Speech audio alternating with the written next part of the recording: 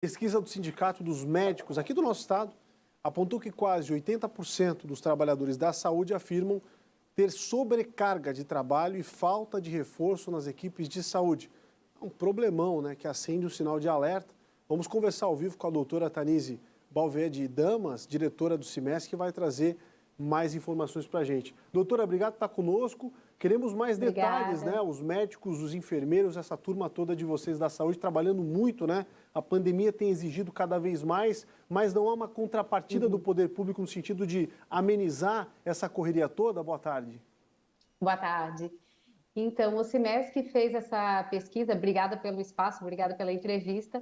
O CIMESC fez essa pesquisa já com base em algumas denúncias, algumas reclamações que vinha recebendo de alguns médicos de todo o estado.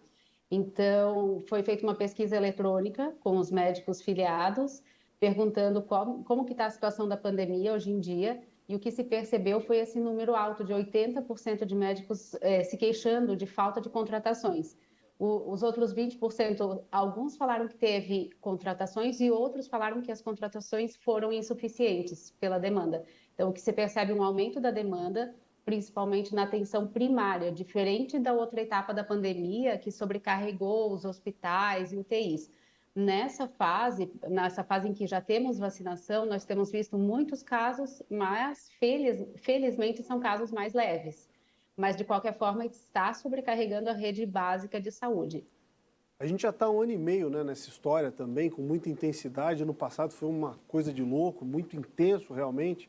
O movimento nos postos, nas UPAs, nos hospitais. Antes, nos momentos pré-pandemia, né, doutora, já era difícil por si só. Aí chegou esse turbilhão todo mundo tentando entender o que estava acontecendo. É uma situação que é agravante daqui para frente. A senhora enxerga num curto espaço de tempo ou um médio espaço de tempo uma solução? A senhora acha que os homens e mulheres que estão no comando do poder público estão cientes desse problema?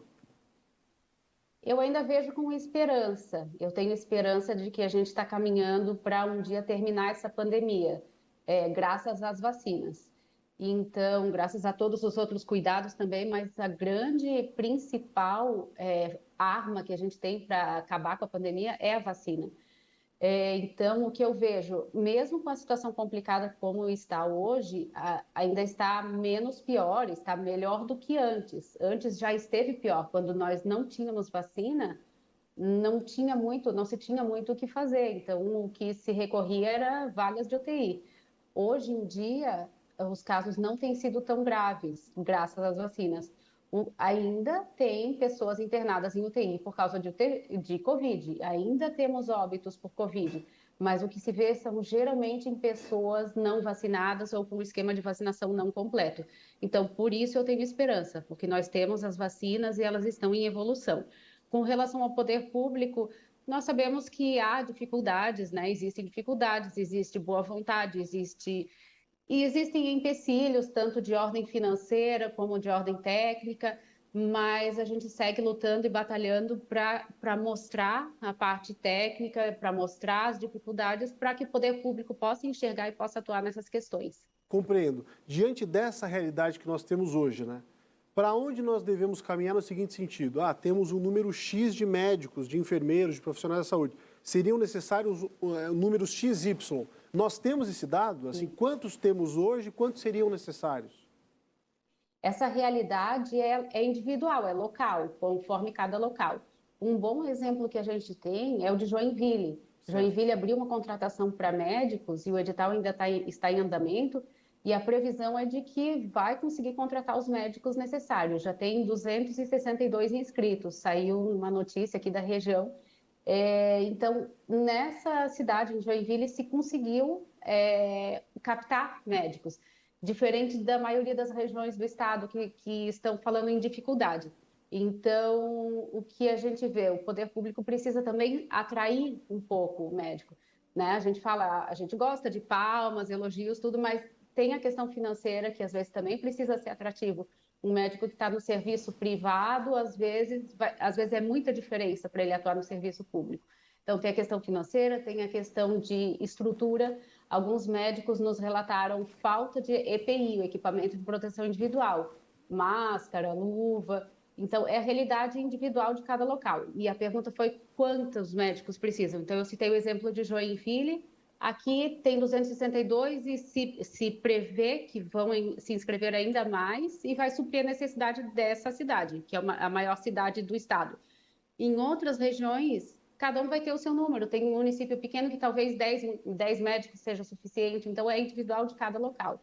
Cada Doutora, local tem que fazer seu estudo tá. local. Para a gente caminhar já em direção ao final da entrevista, o nosso tempo, infelizmente, não é muito largo, mas tem uma pergunta importante que eu quero fazer para a senhora.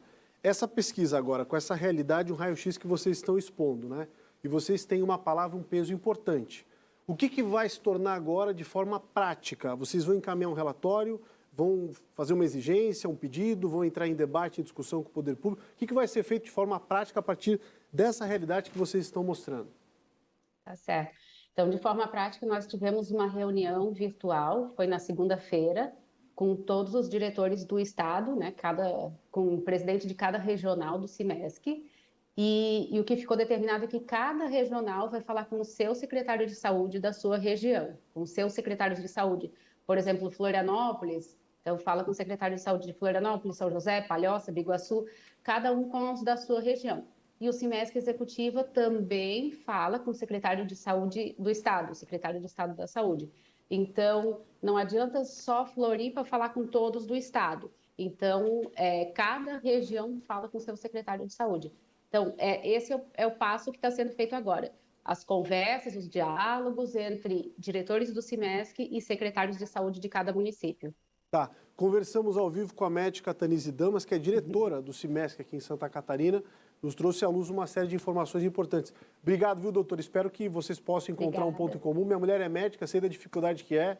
É sempre uma batalha, né?